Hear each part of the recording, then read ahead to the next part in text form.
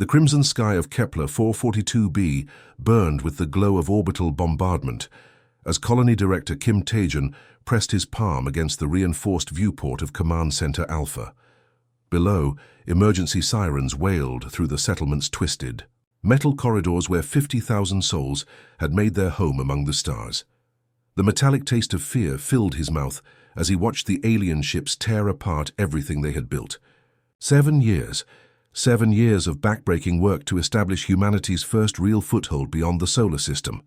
And now it was all burning. "Sir, the quantum burst transmitter is ready for another attempt," reported Communications Officer Park. Minji, her voice steady despite the tremor in her hands.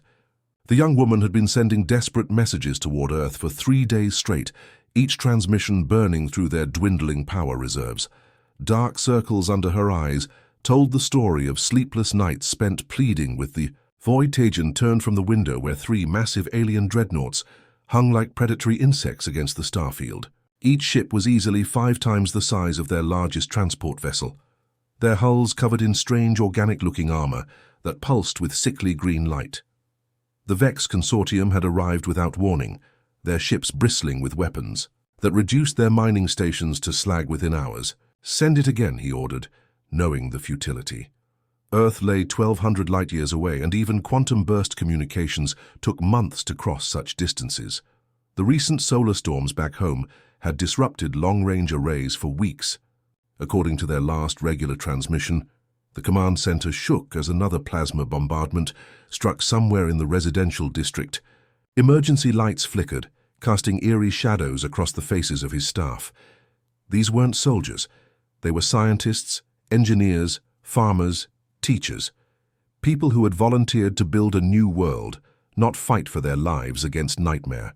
Creatures from the depths of space. Lee Ji-ho, the colony's chief engineer, looked up from his damage reports. His usually pristine uniform was torn and stained with coolant fluid from emergency repairs. "Director, hull breaches on levels 7 through 12. We've lost the eastern habitat domes completely. That's where the Kim family lived, and the Lees, and..." His voice trailed off. Through the viewport, Tae-jun watched as alien fighters strafed the residential sectors with methodical precision.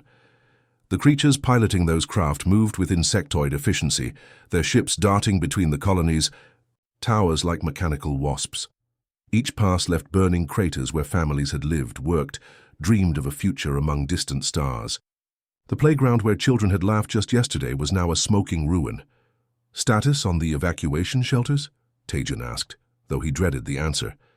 "Shelters 3 and 7 are holding, but their life support won't last more than 48 hours with current population," reported Security Chief Cho Youngmin, his weathered face grim. "Shelter 5 took a direct hit. We lost everyone inside."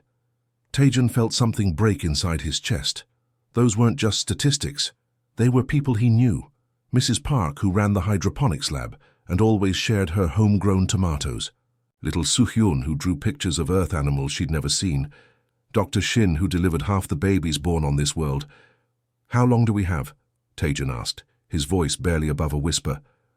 "At their current pace of destruction, maybe 2 days before they reach the core settlements," Ji-ho replied grimly. "They're not just bombing randomly. They're systematically destroying our infrastructure while avoiding the mineral deposits. They want this world intact for mining." A new sound echoed through the command center, a low, thrumming vibration that seemed to come from everywhere at once. The alien dreadnoughts were moving closer, their massive hulls blotting out sections of the crimson sky. Strange symbols pulsed along their sides like glowing wounds. Minji's console chimed with an incoming transmission, not from Earth, but from the lead consortium vessel. She looked at Tae-jun with wide, frightened eyes. "Sir, they're trying to communicate." "Put it through," Tae-jun ordered, steeling himself for whatever horror was about to speak. The alien voice that emerged from the speakers was unlike anything human ears were meant to hear. It clicked and buzzed like a swarm of insects, filtered through universal translators that struggled to make sense of the inhuman sounds. "Humans of the outer colony, you will cease resistance. Your world's resources are required. Evacuation 2. Designated processing areas will commence in 6 rotations. Compliance will result in swift termination. Resistance will result in prolonged harvesting procedures. The transmission cut off, leaving them in silence, broken only by the distant rumble of destruction. Tajan closed his eyes, fighting back the wave of despair that threatened to overwhelm him. Processing areas, harvesting procedures, they all knew what those clinical terms really meant. Young intern Bang Siwoo, barely 22 and fresh from Earth's Engineering Academy, spoke up with a voice that cracked with terror. "Sir, what do we do? How do we fight things like that?" Tajan looked around the command center at faces filled with fear but also determination. These people had crossed the void between stars to build something beautiful, and they weren't going to give up without a fight. "Sir," Minji whispered, her fingers hovering over the quantum burst transmitter controls, "should I keep transmitting to Earth, even if they can't reach us in time?" The director looked at his people, young officers who had volunteered for humanity's greatest adventure, now facing its darkest hour. Through the viewport, explosions bloomed like deadly flowers across their adopted world. But in their eyes, he saw something the aliens couldn't understand. Hope. Love. The refusal to abandon each other, even in the face of impossible odds. "Keep sending," he said quietly, his voice growing stronger with each word. "Keep broadcasting, until our last breath. Someone needs to know we were here. Someone needs to know we didn't give up. Someone needs to know that when humanity reaches for the stars, we don't let go." As Minji's fingers flew across her console, broadcasting humanity's final plea into the cosmic void, none of them could imagine that their words had already been heard.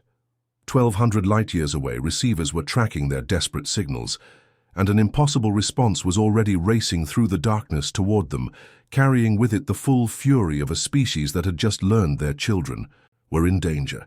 The aliens thought they were harvesting a defenseless colony. They were about to discover what happened when someone threatened humanity's family. Fleet Commander Zethkar of the Vex Consortium studied the tactical displays aboard his flagship Harvester Prime, his chitinous claws clicking against the control surface with satisfaction. The humans' colonial settlement spread across the continent below like a glowing web, ripe for extraction.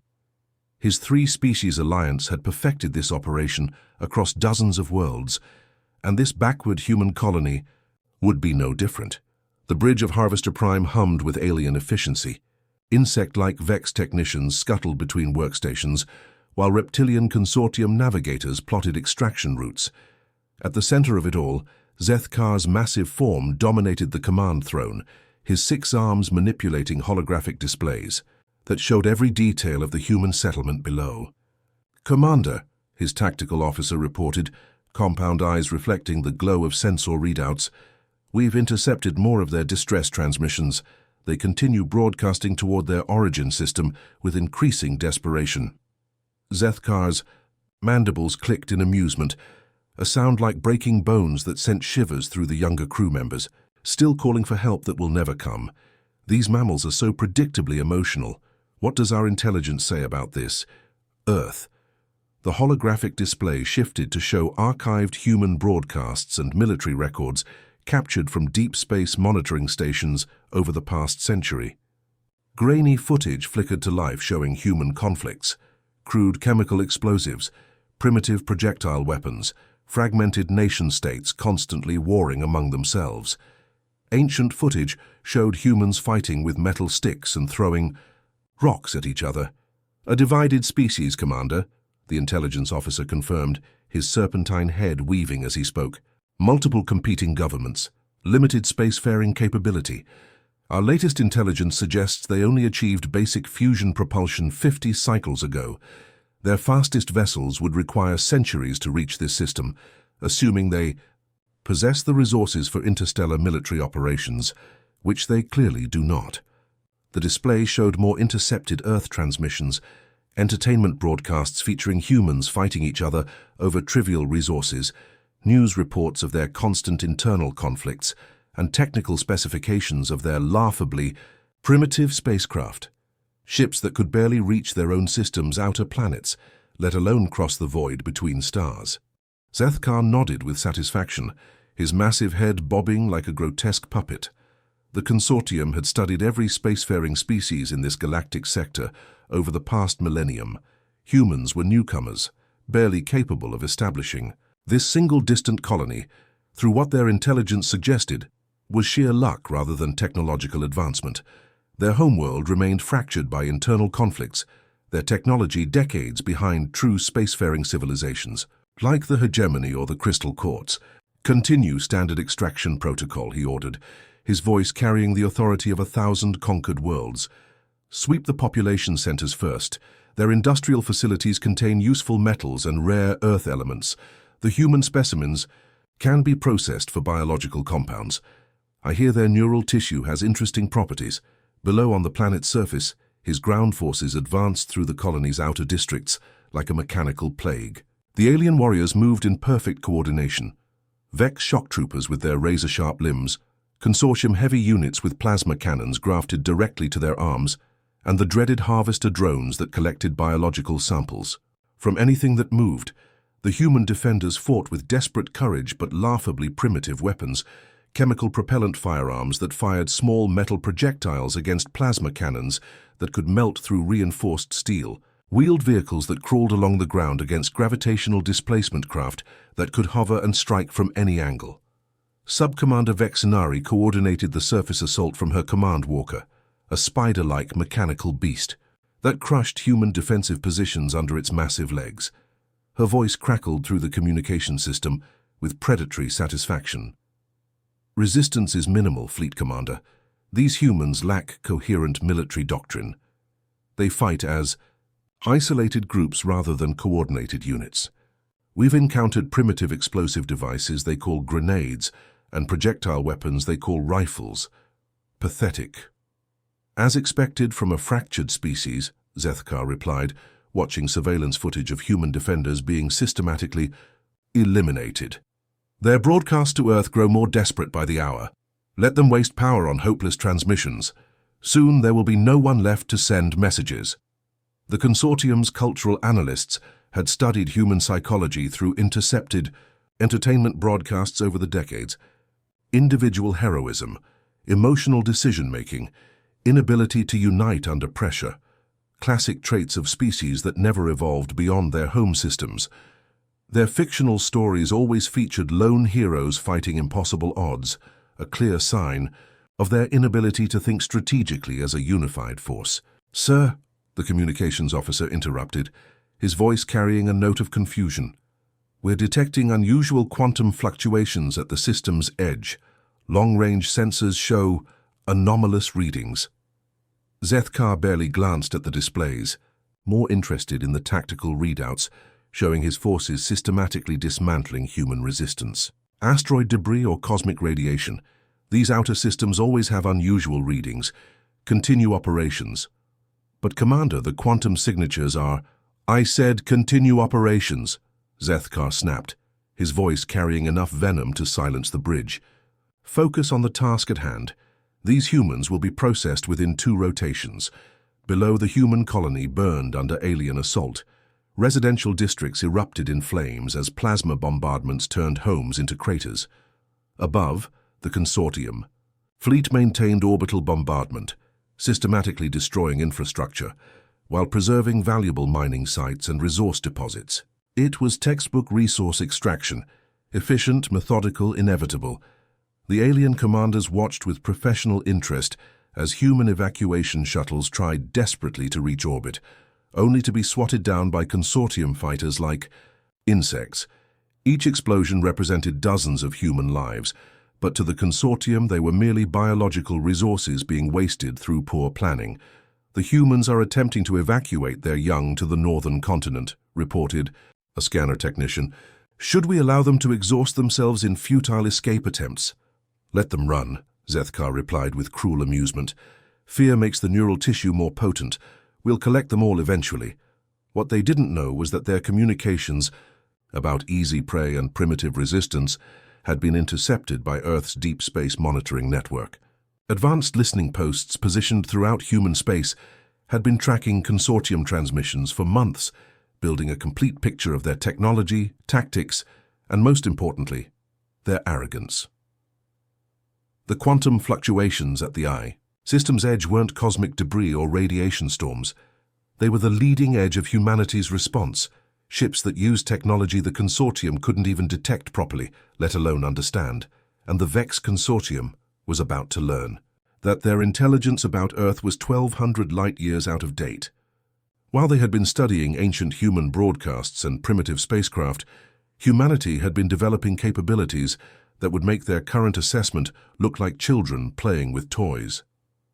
The hunters were about to become the hunted, and they had no idea what was coming for them through the darkness between the stars. Admiral Cho Hyunwoo stood on the bridge of the dreadnought Soul's Fury as reality twisted around them like a giant metal beast being turned inside out. The quantum fold space drive made the entire ship groan and shake as it tore holes through the fabric of space itself. Stars stretched into brilliant lines of light before snapping back into perfect dots as the Terran expeditionary fleet emerged from the impossible journey. The bridge crew held their breath as the fold space window collapsed with a thunderous roar that seemed to come from everywhere at once. One moment they were in the cold emptiness between galaxies, the next they were at the edge of the Kepler 442 system, 1,200 light-years from Earth, in what should have been an impossible journey. Fleet status report, the Admiral commanded, his weathered face illuminated by tactical displays that lit up like a Christmas tree. Dozens of ships were emerging from fold space, like predatory sharks scenting blood in the water, each one a masterpiece of human engineering that the galaxy had never seen before. Lieutenant Commander Park Jae-hyun's fingers danced across his control panel, his young face intense with concentration. "Sir, fold space transition complete. All vessels reporting successful transit. 0 casualties, 0 system failures." "Outstanding," Hyunwoo muttered, feeling a surge of pride in his ships and crews. The fold space drive was humanity's greatest secret, a technology so advanced that even their own scientists barely understood how it worked. It bent space and time like paper, allowing massive fleets to cross impossible distances in hours instead of centuries. "All vessels reporting successful transit, sir," replied Fleet Operations Officer Nam Soo-hyun, her voice steady despite the magnitude of what they'd just accomplished. "Carrier Groups Alpha through Delta are deploying fighter screens. Dreadnought Squadron is charging primary weapons. The fleet is ready for combat operations." Through the bridge's armored viewport, Hyunwoo watched as Earth's most advanced fleet materialized in perfect formation. The sleek angular vessels bore no resemblance to the primitive spacecraft the aliens had studied in their intercepted broadcasts. These ships looked like they'd been carved from single pieces of dark metal, their surfaces covered in strange patterns that seemed to shift and move in the starlight. The quantum phase hulls shimmered with energy fields that made the ships look like mirages floating in space. Adaptive AI tactical systems were already analyzing enemy positions in real time, feeding targeting data to weapons that could strike through folded space itself. Each ship bristled with technology that would seem like magic to most galactic civilizations. "Sir," called out Tactical Officer Kim Young-ho, "long-range sensors are picking up 3 consortium vessels in orbit around the colony world. They're much smaller than expected." Hyunwoo allowed himself a cold smile. The aliens had no idea what they were facing. "Contact the colony. Let them know the cavalry has arrived." Down on Kepler 442b's surface, Communications Officer Park Min-ji nearly fell from her chair as her console erupted with incoming transmissions. After days of sending desperate pleas into the void, her equipment was suddenly alive with signals, not from the Consortium, but broadcasting on Terran military frequencies she thought she'd never hear again. The voice that came through the speakers was clear, strong, and impossibly reassuring. "Colony Control, this is Admiral Cho Hyunwoo, Terran Expeditionary Fleet. We received your distress call. Hang tight. We're here to bring you home."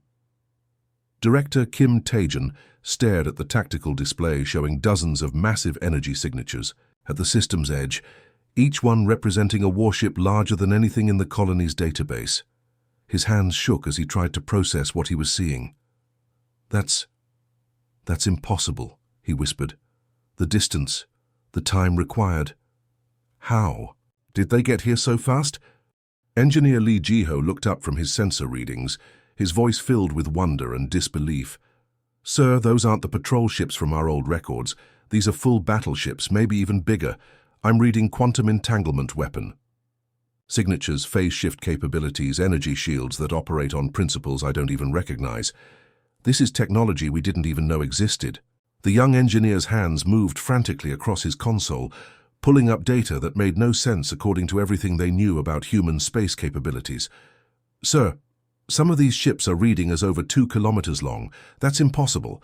The largest human vessel ever built was barely 300 meters.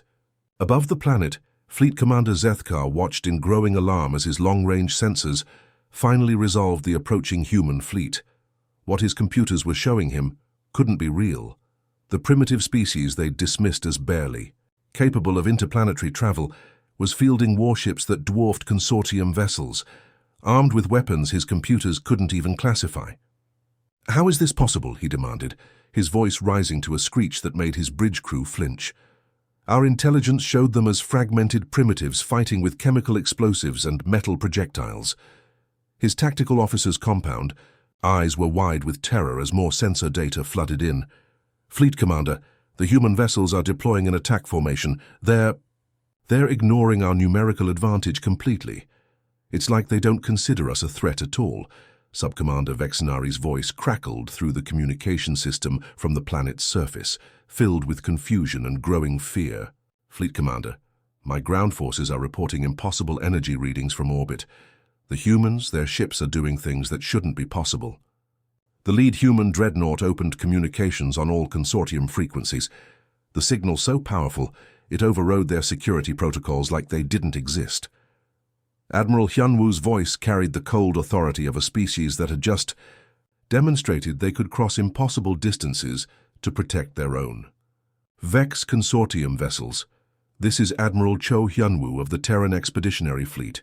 You have 60 seconds to cease all hostile operations and withdraw from this system. This is your only warning."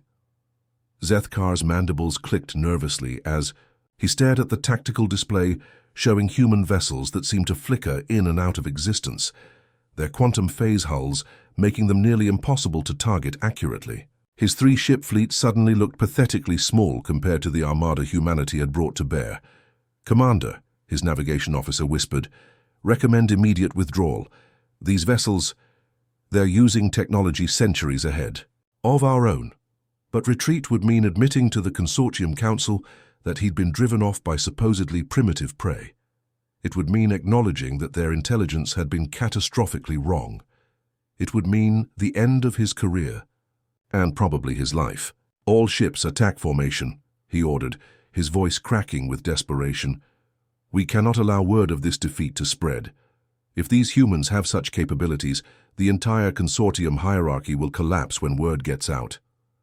As the two fleets closed distance, the colonists on Kepler 442b watched in amazement through their shelter viewports as their primitive homeworld revealed its true face to the galaxy. Massive human warships moved through space like living creatures, their hulls rippling with energy that made the very stars seem to bend around them. Earth hadn't just heard their cry for help across 1,200 light-years of empty space. They'd mounted an impossible rescue with technology that transformed them from a backwater species into the most dangerous force the galaxy had ever seen. The age of humanity being underestimated was about to end in fire and thunder. The Vex Consortium was about to learn why humans had a saying that every parent taught their children, every soldier carried into battle, and every diplomat used to end negotiations: no one left behind. The battle began with the fury of colliding stars, space itself seeming to catch fire, as two vastly different philosophies of war clashed in the darkness above Kepler 442b. Captain Han Min-soo of the assault carrier Busan Strike gripped his command chair as the ship shuddered under the recoil of launching 3 full fighter squadrons. Through his command viewport, he watched the first wave of Terran fighters streak toward the consortium fleet, like silver arrows shot from the bow of an angry god. The alien vessels were impressive, kilometer-long dreadnoughts that looked like mechanical sea creatures, their hulls bristling with plasma cannons and quantum torpedoes that could crack a moon in half. But they fought like individual predators, each ship seeking personal glory in combat. Captain after captain tried to claim the honor of destroying human vessels, breaking formation to pursue personal targets. Their communications channels filled with boastful challenges and territorial disputes, even as battle raged around them. The humans fought as one mind, their neural link technology allowing perfect coordination across the entire fleet. Every pilot, every gunner, every tactical officer was connected in a web of shared consciousness that made them function like a single, impossibly complex organism. "Strike Wing Alpha, sweep their left flank," Captain Han commanded, his words instantly transmitted to every relevant pilot through quantum-encrypted channels. "Wing Beta, suppression fire on their flagship. Wing Charlie, begin rescue operations planetside." The human fighters moved with deadly precision, their sleek forms dancing between alien plasma bolts like leaves in a hurricane. Each craft was a masterpiece of engineering: quantum phase engines that could shift between dimensions, adaptive armor that learned from each impact, and weapons that fired concentrated beams of pure energy.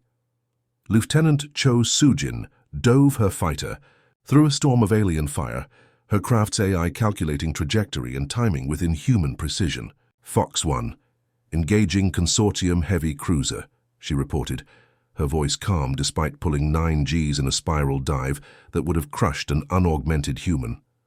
Her quantum cannons lit up the darkness, each shot perfectly timed to strike between the alien vessel's shield pulses. The consortium ship's armor began to glow and warp under the assault, its organic-looking hull plates peeling away like burned skin. On the surface of Kepler 442b, Major Kang Jiwon led her Marine battalion through the burning streets of New Seoul District. The colony's main residential area looked like a war zone from humanity's bloodiest conflicts, but her soldiers moved through the devastation like ghosts in their quantum phase armor. The powered exoskeletons made each Marine into a one-person army, capable of leaping between burning buildings and punching through reinforced concrete with their bare hands. Neural link coordination kept them functioning as a single deadly organism, each soldier knowing exactly where their comrades were and what they were thinking. "Contact left," shouted Corporal Park Dong-yeon as alien ground forces opened fire from a collapsed shopping complex. The consortium troops were nightmare creatures, insectoid soldiers with razor-sharp limbs and compound eyes that tracked multiple targets simultaneously. Their plasma weapons sent bolts of superheated gas that could melt through steel. But the human Marines had trained for this. Plasma bolts sparked harmlessly off their adaptive armor, while they responded with precise bursts from their quantum rifles. Each weapon fired concentrated packets of energy that could punch through any known material, guided by targeting systems that never missed. "Civilians in basement shelter, grid reference 77 Alpha," reported Sergeant Kim Yuna through the neural link, her voice carrying directly into the minds of her squadmates. 37 colonists, including children, requesting immediate extraction. Private Lee Sunho kicked down the reinforced door of the shelter, his exoskeleton servos whining with effort. Inside, terrified families huddled in the darkness, children crying as explosions shook dust from the ceiling. An elderly man stepped forward, his eyes wide with disbelief. You came for us," he whispered, his voice breaking with emotion. "We thought we were abandoned." "Never," Sunho replied, his helmet retracting to reveal a young face filled with determination. "We don't leave our people behind." Above them, the space battle raged with impossible intensity. Admiral Cho Hyun-woo coordinated the fleet from Seoul's Fury, watching as his ships demonstrated the technological superiority that Earth had developed in secret. Quantum entanglement weapons bypassed energy shields entirely, striking targets through folded space itself. Phase shift drives allowed human vessels to appear inside enemy formations, delivering devastating close-range attacks before vanishing like ghosts. The consortium ships tried to adapt, their organic hulls shifting and changing to counter human tactics. But for every adaptation they made, the human AI systems developed 3 countermeasures. It was like watching a chess game between a grandmaster and a child. "Sir," reported Fleet Operations Officer Nam Soo-yeon, her voice tight with anger, "Consortium. Flagship is attempting to target civilian areas as leverage. They're threatening to glass the southern continent if we don't withdraw." Admiral Hyunwoo's expression hardened into something that would have made glaciers jealous. Negative. Target their engines, weapons, and life support. Disable. Don't destroy. I want survivors to carry word back to their leadership about what happens when you threaten human civilians. The Soul's fury unleashed a barrage of quantum torpedoes that phased through the alien flagship's shields like they didn't exist. Each warhead was precisely targeted to cripple rather than kill.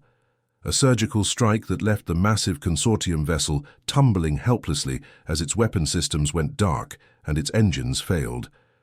On the planet's surface, Major Kang's Marines extracted colonist families with surgical precision that would have impressed the finest surgeons. Private OJ-1 carried an injured child through burning rubble, his exoskeleton's medical systems already working to stabilize the boy's wounds.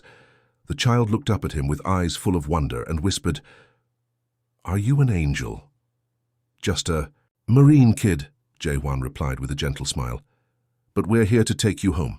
Lieutenant Bae Sumin coordinated with orbital support to provide covering fire as evacuation shuttles landed in hot zones.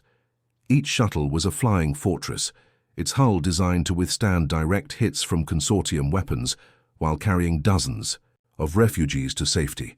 "This is impossible," Fleet Commander Zethkar gasped as his bridge filled with smoke and the acrid smell of burning circuits. Sparks flew from damaged consoles while his crew worked frantically to restore basic systems. How do they coordinate so perfectly? How do they strike so precisely while conducting rescue operations? His tactical officer, barely conscious from a console explosion that had left his carapace cracked and bleeding, managed to whisper through the pain. "They're not fighting for conquest, Commander. They're fighting for their people." As the last consortium vessel limped away from Kepler 442b, its hull scarred and its crew defeated, Admiral Hyunwoo opened a channel to broadcast on all frequencies. His message wasn't just for the retreating aliens, but for every monitoring station throughout the galactic sector. "Let this message reach every corner of the galaxy," he said, his voice carrying the absolute authority of a species that had just demonstrated their true capabilities. "Humanity protects its own. Distance means nothing. Numbers mean nothing. If you threaten our people, we will find you, we will stop you, and we will ensure you never threaten anyone again." The colonists of Kepler 442b watched in awe as the Terran E fleet began rescue operations, their primitive homeworld having revealed capabilities that reduced the mighty Vex consortium to fleeing shadows. Earth had spoken, and the galaxy would never be the same. I'll expand Part 5 of your story right away. Here's the extended version in simple, engaging language. 3 months after the Battle of Kepler 442b, Ambassador Lee Soyeon stood before the massive Galactic Council chamber on Nexus Prime, her heels clicking against the polished crystal floor that had witnessed the rise and fall of countless civilizations. She represented not the fragmented primitive species the galaxy had dismissed, but a unified Earth that had just rewritten the rules of interstellar politics with fire and steel. The council chamber was a sight to behold, a massive dome that seemed to capture entire starfields in its ceiling, with floating platforms for each species, arranged in concentric circles around the central speaking area. Beings that looked like living crystals sat next to creatures that resembled giant spiders, while gas-based entities floated in containment suits beside reptilian humanoids with scales that shifted color with their emotions. The atmosphere buzzed with nervous energy as representatives from dozens of species regarded the human delegation with new eyes. Gone were the condescending smiles and dismissive gestures they'd once shown toward humanity's rare diplomatic missions. Now they whispered among themselves, their translators working overtime to convert alien languages filled with words that roughly meant dangerous in unpredictable and not to be underestimated. The Terran Federation's application for full galactic citizenship has been reconsidered, announced Councillor Velmara of the ancient hegemony, her crystalline form pulsing with uncertain colors that shifted from blue to amber like a living mood ring. The crystal being's voice resonated through harmonic frequencies that made the air itself seem to sing. Given recent demonstrations of human capabilities, Lee Soyeon smiled politely, her diplomatic training hiding the satisfaction she felt at their completely changed tune. 3 months ago, these same beings had refused to even meet with human representatives, dismissing Earth as a backwater world barely worth acknowledgement. Now they hung on her every word. "We appreciate the Council's reconsideration," she replied, her voice carrying perfectly through the chamber's advanced acoustics. "However, we must address the Vex Consortium's unprovoked attack on our sovereign territory before we discuss membership benefits." Murmurs rippled through the chamber like waves on a pond. The surviving consortium representatives huddled in their section, their earlier arrogance replaced by nervous glances toward the human delegation. Their insectoid forms seemed smaller somehow, their compound eyes darting around like cornered animals looking for escape routes. Fleet Commander Zethkar, his carapace still bearing visible scars from the battle where human weapons had torn through his flagship like paper, stepped forward reluctantly. His mandibles clicked nervously as he spoke, the sound echoing through his translator with obvious discomfort. "The consortium acknowledges that our intelligence regarding human capabilities was inadequate," he managed, each word seeming to cause him physical pain. "Inadequate?" Ambassador Lee raised an eyebrow, her expression remaining perfectly calm while her words carried the weight of 50,000 lives that had nearly been lost. "Commander, your forces attempted genocide against 50,000 civilians. That goes somewhat beyond intelligence failures." The chamber fell silent except for the soft humming of environmental systems that kept dozens of different species alive in the same space. Several alien representatives shifted uncomfortably, no doubt thinking about their own assessments of human capabilities and wondering what else they might have gotten wrong. On Earth, 1,200 light-years away, President Kim Dae-ho watched the proceedings through quantum link transmission from the Terran Strategic Command Center, deep beneath Seoul. The command center looked like something from a science fiction movie, walls covered with holographic displays showing real-time data from across human space, while military advisors and alien affairs specialists monitored reactions from across the galaxy. The president stood before a massive holographic display that showed the galactic political map, with human territory marked in blue and potential threats highlighted in various shades of red. It was a sobering reminder of how small humanity's footprint really was in the vast cosmos, despite their recent demonstration of power. "Sir," reported General Park Hyun-soo, a veteran officer whose grey hair spoke of decades spent planning humanity's expansion into space, "our deep space monitoring stations are intercepting transmissions from 17 different stellar governments. They're all reassessing their policies toward human-controlled space." The general gestured to a display showing communication intercepts, alien languages being translated in real time by AI systems that had been learning galactic linguistics for decades. The conversations all carried the same theme. Humanity was no longer the harmless newcomer they'd all assumed. The president nodded grimly, his weathered face reflecting the weight of decisions that would shape humanity's future among the stars. Earth had spent decades carefully managing first contact, allowing other species to underestimate human capabilities, while secretly developing the technology that had made the Kepler 442b rescue possible. It had been a dangerous game, but one that was now paying dividends. "What's the analysis from our xenosociologist?" he asked, turning to the team of experts who had devoted their lives to understanding alien psychology and culture. Dr. Choi Min-jung, the leading expert on alien psychology, whose work had helped shape humanity's first contact protocols, pulled up holographic displays showing communication intercepts from across known space. The data streams looked like rivers of light flowing through three-dimensional space, each one representing conversations between alien governments about the human problem. "Sir, the dominant narrative is spreading exactly as we hoped," she reported, her voice filled with professional satisfaction. "Other species are reporting that humanity possesses advanced stealth technology, instantaneous interstellar travel, and weapons that bypass conventional defenses. More importantly, they're talking about our rescue doctrine." She gestured to a cluster of intercepted transmissions, their translated text floating in the air like ghostly words. "The concept that humans will cross any distance and face any odds to protect their own people, is causing significant concern among hierarchical species. They literally cannot understand a civilization that values individual lives over strategic advantage.